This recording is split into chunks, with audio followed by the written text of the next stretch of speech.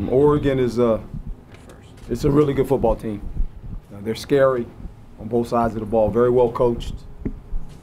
Have some outstanding players on both sides. That quarterback is going to be really a good player. And we knew coming into this game that the only way we could survive it was to make it ugly early and possess the ball. And we were able to do that. We had the ball for almost 37 minutes. So we tried to slow the game down and really just not get into one of those games where we were playing from behind. And lo and behold, it kind of worked out for us. We got some turnovers there, but then all of a sudden, within 5 minutes, they just came back, boy. I mean, it was a barrage of scoring, and we knew that. You know, we knew that if they got going, they could keep it going. I think the big play for us was when they got it within score, Jaden on third down. You know, and I had talked to him this series before he went out. I said, hey, man, it's real simple now. If you make 3 first downs in this series of 5 minutes, the game's over. I said, but you can throw a touchdown, too, if you want. And he threw a touchdown. I didn't expect it to be on 3rd and 16 or whatever it was. And, you know, he got one. And he threw the long ball tonight pretty good to Ayuk and obviously Darby. And then Eno ran well, you know, had 31 carries for 121 yards. But I thought it was a good effort by our kids. I'm happy for them. I'm happy for the coaches. I'm happy to be bowl eligible, to be quite honest. That's significant for us with the class of kids we have coming in, probably about 22, 23 freshmen. Some of them will be eligible to practice, actually. That'll help us. So we're still, look, we're trying to build a program. And when you play a game like this against a 6th-ranked team in the country, does it help you? It helps you. You know, we were tired of losing. Just got tired of losing. 'Cause losing ain't no fun for anybody, for the fans, for the student body, coaches, for players. And I kept telling them that. I said, when you get tired of losing, you'll win again. But you got to get tired of it. It's got to hurt your belly, man. And I'm happy for the players. I really am. I'm happy for the players. Because they didn't handle their success very well when they were 5-1. They didn't handle it. And that's a part of growing up, too. You know, they thought it was going to be easy. Not easy to win a football game. It's hard. It's hard. I mean, it's really hard. But I'm happy for them tonight. So the biggest cheer I got tonight was I gave them until Tuesday off. That was like bigger than winning. I was like, really? But they deserve it because we got to get ready now for Arizona, obviously. We got to do a lot of work. And we got to catch up. Thanksgiving, all that stuff is going on, and they got the Iron Man thing over here, and you know, be traffic. And win a game like that, you deserve a couple days off. So, any questions? Herm, Doug Heiler, The Athletic. We've seen great moments from Jaden already this season, but he seemed to take it to another level tonight. What does it say against this type of opponent on this type of stage? What does this performance say about where he is in his first season? Well, I think we talked about it. I said this is a national game. A team that's trying to get into playoff contention. They have a quarterback that's probably going to be a first-round pick. And I said, so who's going to play better? That was my challenge to him. How you going to play? And he said, okay, coach, I got you. I said, okay, you done good. You done really good. But that's the relationship I have with him. You know, we always talk about things. We talk every day. And I flat told him, I said, this guy's going to get drafted in the first round. And he's a really good quarterback. So what you going to do tonight? That's all we talked about all week. I'm happy for him. He did good. Michael, and then pass it to Paul. Coach Michael Caracino, Sports Hangover. And the guys were talking, obviously, for the returners from last year, that game up in Oregon. I mean, you touched on it during the week, but, I mean, for these seniors and for these guys to get the victory and one they felt they should have had last year, what do you feel it means to them? Well, I thought those guys, you know, we talked about it last year, and I showed them some highlights of last year's game a little bit in this week to kind of show them this is where we fell short. And I said, these guys are a good football team. You have to play 4 quarters. It's going to take every bit of your energy and your competitive fire to beat these guys because they're a good football team. They really are. And they've got a lot of seniors. They've got a lot of experience. So you know, they were trying to get in the playoffs. I mean, this is big for them. It's big for us too because we needed to win a football game again, see what it feels like to win. But I think our guys stood up to the test, and we hung in there for 4 quarters. It didn't look good at the last 5 minutes. It looked like, ooh, it's not good. But we found a way to get the ball back, and we used the clock correctly with the timeouts and managed it pretty good and make sure they couldn't get the ball back. That was probably the most important thing. Paul, and then pass it behind you to Matthew. Coach Paul Richardson, Winter Sports, get right in front of you. Not only did you get a good start, but you got a first down at the end of the game, so you bookend both sides. Can you talk about that start that you were looking for and then the closeout as well? Well, the closeout was the victory formation, and we haven't seen that quite some time. We do that every Friday. It's kind of mandatory. You use the victory formation. It's the last thing you see. We hadn't seen it.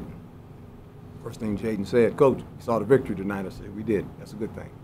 And, you know, and I think that stretch of when it got under 3 minutes, we had to manage the clock some, you know, and that's where, you know, that's on my watch. I got to make sure I'm communicating and telling them what to do, making sure Jaden understood what to do.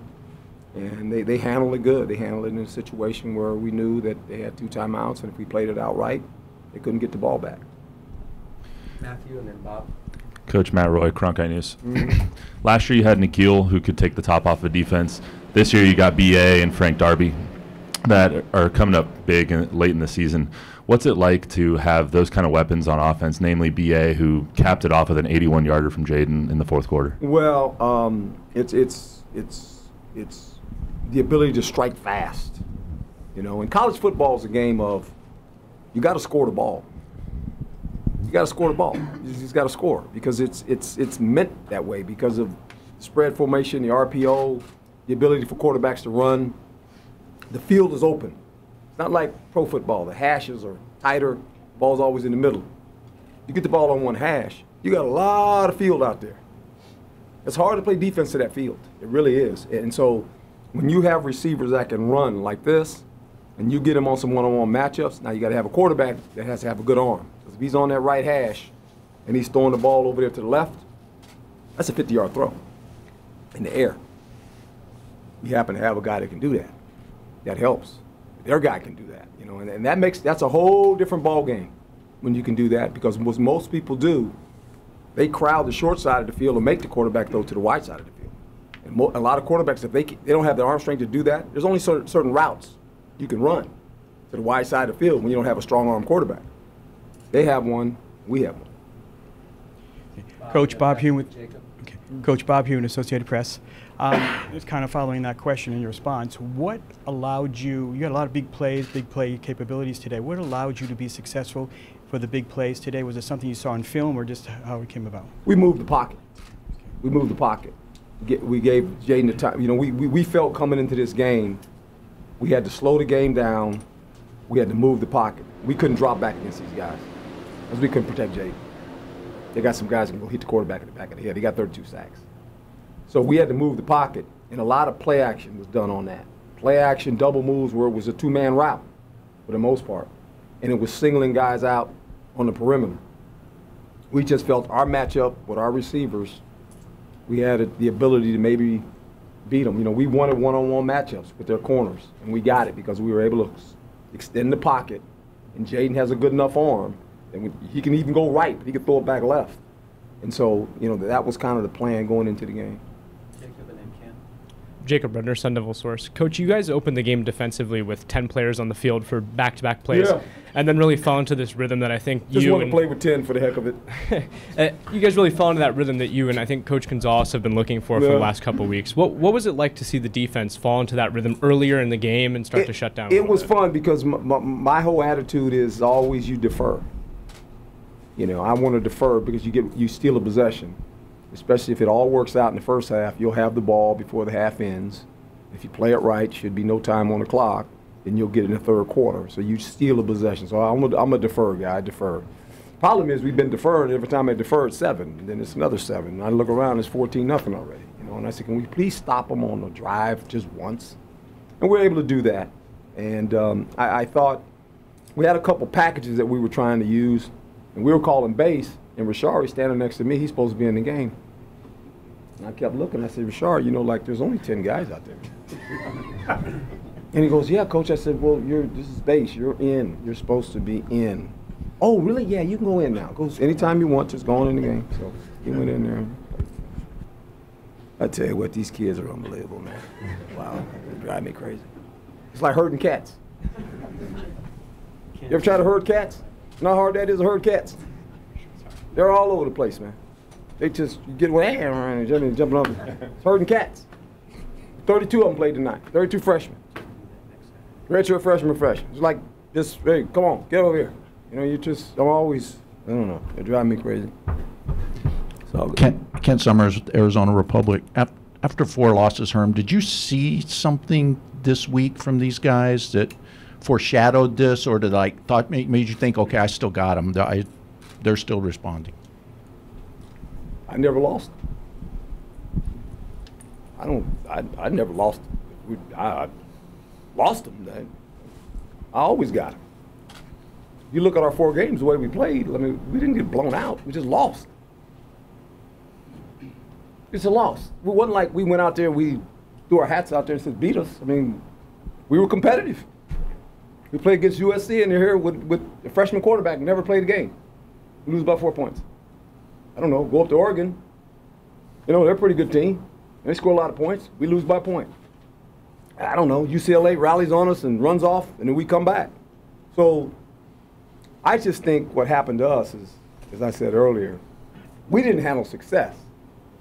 And when you're young, you think it's easy. When you get off to 5-1, you're going, man, this thing's pretty good. This is cool. There's a lot of work into that. And I think they forgot that. And then all of a sudden it was trying to find, like I said, we lost it. It left the room. And I kept telling them, hey, when you get tired of losing, when you finally get tired of losing, you'll figure this thing out. And tonight was the night. They got tired of losing. Good for them. 'Cause I got tired of watching it myself, to be quite honest. I got tired of things to say, you know, because you can't get mad at them because they're kids. We don't realize that sometimes. They have a lot of things on their plate beside football. Being a college athlete, you're a freshman, you got a lot of things on your plate. And I think the more we grow the program and the more they understand the importance of doing the little things correctly, helps you win football games. And hopefully we can build that into the philosophy of our program, and I think it's heading in the right direction, quite honest. Michael, and then the last one, Carson. You can hand it to Carson there. Coach, you talked about obviously they're an explosive team. I mean, defensively, but the secondary tonight. I mean, just the communication that you and Coach Gonzalez have talked about. Do you feel that as the game went on? I mean, it was obviously frustrating Justin at quarterback even more because it seemed like even if guys seemed open, somebody was right there on them. Yeah, and the coverage was a little bit better. But here again, the screens got us tonight. We blew the one when the guy ran up the boundary toward the end there. We just blew the coverage. Flat didn't cover the guy. And I think these guys were challenged. You know, they knew who was coming in here. It was a national audience. We were playing at home. Can't say enough about our fans, too. They were fantastic. They were into the game. I mean, it was an electric atmosphere for us tonight. You know, it really was. It was fun to watch our fans. I guess they tore the goalpost down, and I asked Dr. Crow, I said, how much that cost? He said, it's all good. I said, okay, well, I thought I was going to take it out of my check because I was going to be fine. I paid for it. I'm good. Yeah, I paid for it. I don't know if my wife would like that, but he said it was good. But the excitement in the crowd of the fans, it was really good. It was really good. Coach, Carson Field, Inferno Intel. After that unsportsmanlike foul, what was the message to Jack Jones just keeping him in the game and able to make big plays like that interception? Well, that was one of those deals where their player kind of was in the white, and he said something, and I don't know what was said, and they threw the foul, you know, and I just told Jack, calm down, you know, just take a deep breath, relax. He got a big pick, and then he brought the ball over to me and gave it to me. He said, this is for you, Coach. I'm sorry. I said, it's okay, keep intercepting balls, you're good. You know, and it's an emotional game. I mean, it really is. And our guys get emotional, and you know, playing a team like this, things like that happen. It didn't hurt us too bad, you know, but you got to stay away from that stuff. I mean, it's not good. So he got an interception, though, so he's good. Thanks, Coach. All right.